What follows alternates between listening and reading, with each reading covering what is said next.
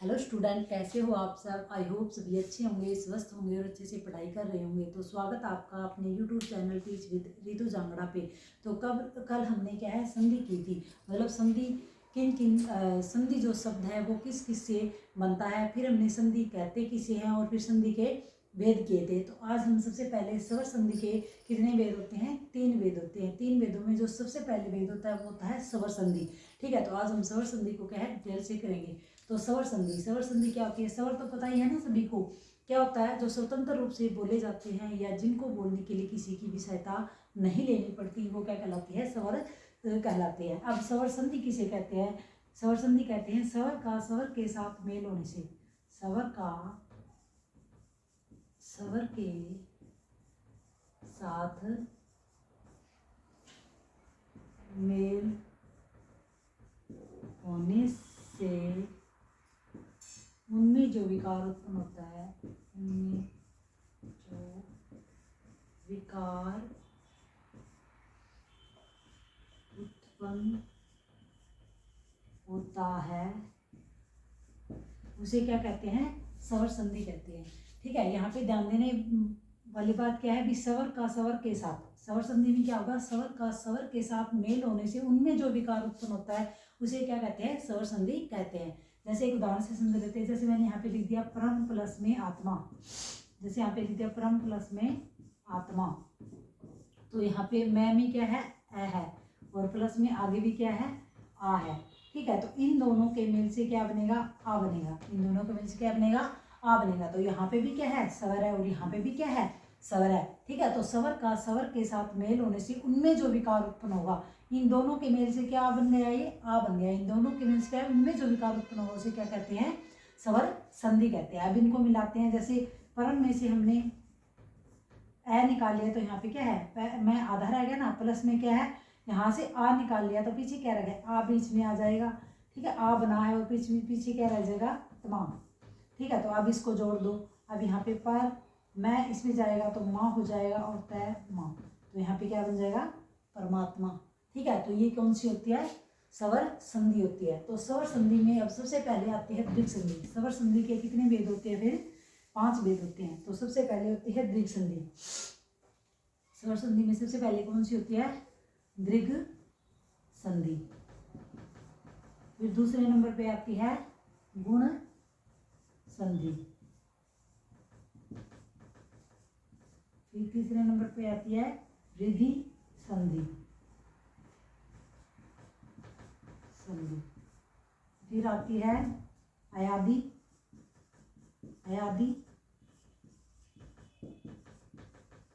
संधि। और 5 नंबर पे आती है यण संधि। ठीक है, तो स्वर संधि में स्वर संधि के कितने वेद होते हैं, 5 वेद होते हैं। ठीक है, स्वर संधि के कितने वेद होते हैं, 5 वेद होते हैं। सबसे पहले आती है दृघ, गुण, वृद्धि, अयादि और यण। ठीक है, तो ये 5, तो एक एक करके हम इसको पढ़ेंगे। तो सबसे पहले कौन सी संधि है, दृघ संधि। सबसे पहले कौन सी संधि है, दृघ संधि। तो दृघ माने क्या होता है, बड़ा, मतलब क्या है, दृघ माने। अब स्वर में ध्यान रखोगे भी, आगे भी स्वर होगा और पीछे भी क्या होगा, स्वर होगा। मतलब यहाँ पे भी अ है और यहाँ पे भी अ है, तब जाके क्या बनता है, आ बनता है। मतलब आगे भी स्वर होगा और पीछे भी स्वर होगा। कोई जरूरी नहीं है अब यहाँ पे अ है तो पीछे ई भी हो सकता है। मतलब दोनों तरफ क्या होंगे, स्वर होंगे। ठीक है, तो स्वर संधि में तो सबसे पहले आती है दृघ संधि। दृघ संधि में क्या है, दृघ माने बड़ा। दृघ का एक बात ध्यान रखोगे, दृघ में मतलब सेम वर्ण होंगे। सेम कैसे, जैसे यहाँ पे अ है ना, आगे अ है तो पीछे भी क्या होगा, अ ही होगा। ए या आ में से कोई भी हो सकता है। मतलब पीछे अगर यहाँ पे ई है तो प्लस से पहले ई है और प्लस के बाद में भी क्या होगा, ई होगा। ठीक है, फिर प्लस से पहले ऊ है और बाद में भी क्या होगा, ऊ होगा। एक बात ध्यान रखोगे, ऊ छोटा या बड़ा हो सकता है। ठीक है, ये छोटी और बड़ी आगे पीछे कोई भी हो सकती है आ में, लेकिन होगा क्या, सेम वर्ण। दृढ़ में क्या रखोगे, सेम वर्ण होगा। तो ये इसका नियम होता है। जैसे मैंने यहाँ पे लिख दिया, दृढ़ संधि का नियम क्या होगा, नियम लिख देती हूँ पहले। मतलब आगे ए या आ होगा, प्लस में क्या होगा, ए या आ होगा। ठीक है, आगे फिर ई या बड़ी ई, प्लस में ई या बड़ी ई पीछे भी। ठीक है, फिर ऊ या बड़ा ऊ, प्लस में ऊ या छोटा ऊ या बड़ा ऊ, फिर री छोटा या बड़ा और प्लस में री छोटा या बड़ा। तो ये क्या है, दीर्घ संधि का नियम होता है ये, ठीक है। दीर्घ संधि का क्या होता है, नियम होता है, ठीक है। तो एक एक करके मतलब हम इसको समझेंगे। जैसे शुरू में हमने क्या लिखा था, जैसे एक एक उदाहरण लेते हैं हम इन तीनों के। सबसे पहले आता है इसमें, जैसे मैंने यहाँ पे बताया था ना, परम प्लस में आत्मा,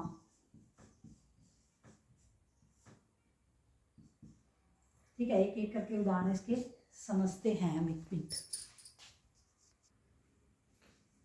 ये क्या है, दीर्घ संधि में फिर ये उदाहरण है। तो एक एक करके, जैसे पहले ए का उदाहरण लिया है, फिर ई का, फिर ऊ का और फिर री का, ऐसे करेंगे, ठीक है। तो सबसे पहले आता है परम प्लस में आत्मा।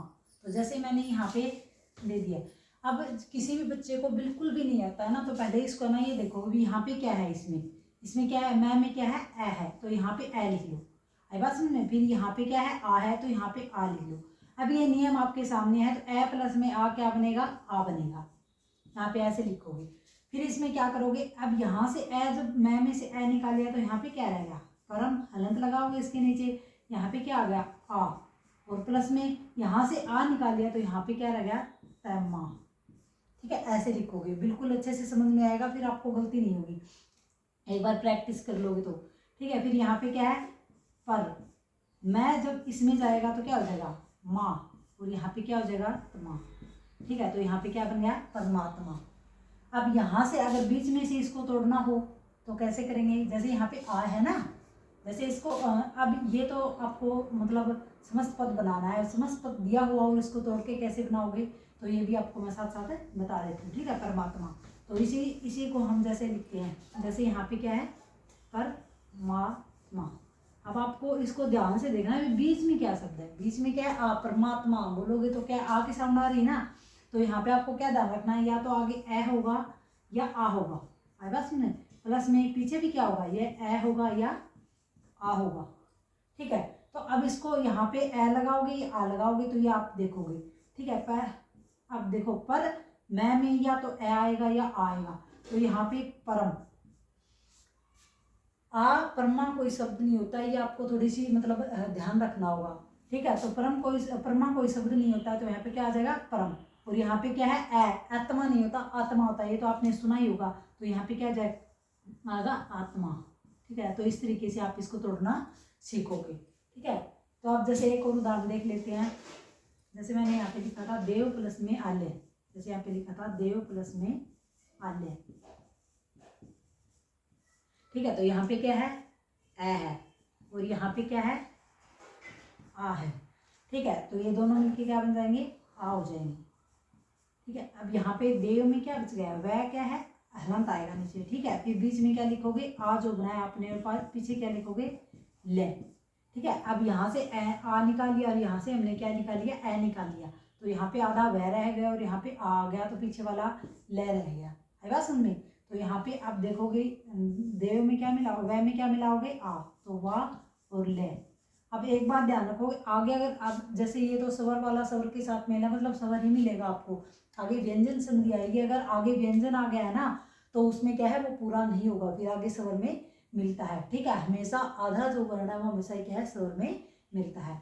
ए का उदाहरण समझ में आ गया। अब सेकंड आता है ई का उदाहरण, सेकंड हम समझते हैं ई का उदाहरण। अब ई का उदाहरण क्या होता है, कवि प्लस में इंद्र, कवि प्लस में क्या हो गया, इंद्र।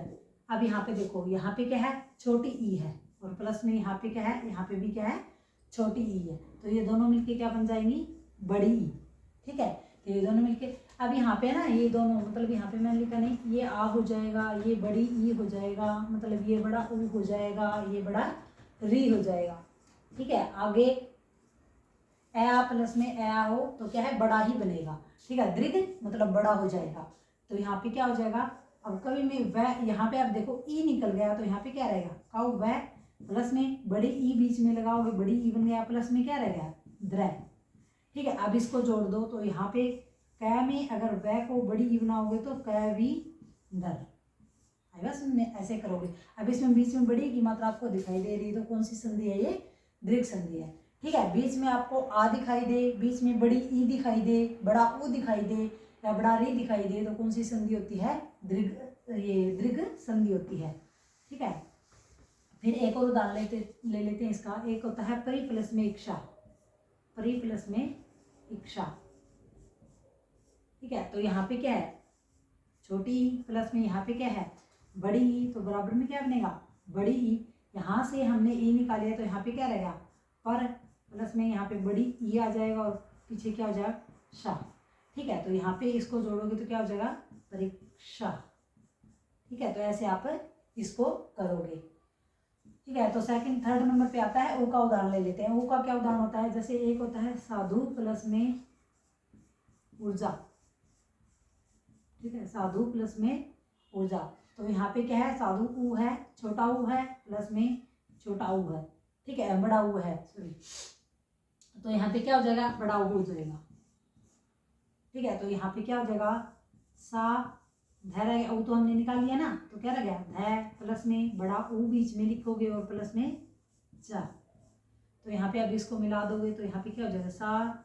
अब है कई बच्चों को ये मात्रा होगी फिर। ठीक है, तो साधु के नीचे क्या लगेगी, बड़े ऊ की मात्रा लग जाएगी और जा, तो ये क्या हो जाएगा, साधु चा। ठीक है, तो ये होगा। एक और उदाहरण लेते हैं, जैसे वधु प्लस में उर्मी। ये क्या हो जाएगा, वधु प्लस में उर्मी। ठीक है, तो यहाँ पे क्या है, बड़ा ऊ है, प्लस में ऊ है, तो क्या हो जाएगा, बड़ा ऊ हो जाएगा। ठीक है, तो यहाँ पे वध रह गया, प्लस में क्या है, बड़ा ऊ हो जाएगा, प्लस में क्या हो जाएगा, नहीं, तो ये मिलेंगे तो क्या हो जाएगा, वह के बड़े ऊ की मात्रा वधुर्मी। ठीक है, तो इस तरीके से ये क्या है, दीर्घ संधि का उदाहरण है। ठीक है, तो आपको मैं 4-5 उदाहरण देती हूँ, आपको मतलब कमेंट बॉक्स में लिख के बताने भी आपको संधि समझ में आई है या नहीं आई है, आपको वो उदाहरण दिखाने हैं करके। तो जो मैंने आपको संधि समझाई है, ये 4 उदाहरण आपको कमेंट बॉक्स में बताने हैं करके, ये आपको संधि समझ में आई है या नहीं आई है। आप कमेंट बॉक्स में ज़रूर लिखोगे, इसको चारों को बताओगे कि ये आपको समझ में आ गई है या नहीं आ गई है। आई होप आपको ये वीडियो पसंद आई होगी। अगर पसंद आए तो लाइक शेयर एंड सब्सक्राइब कर दीजिएगा। Thank you, have a nice day.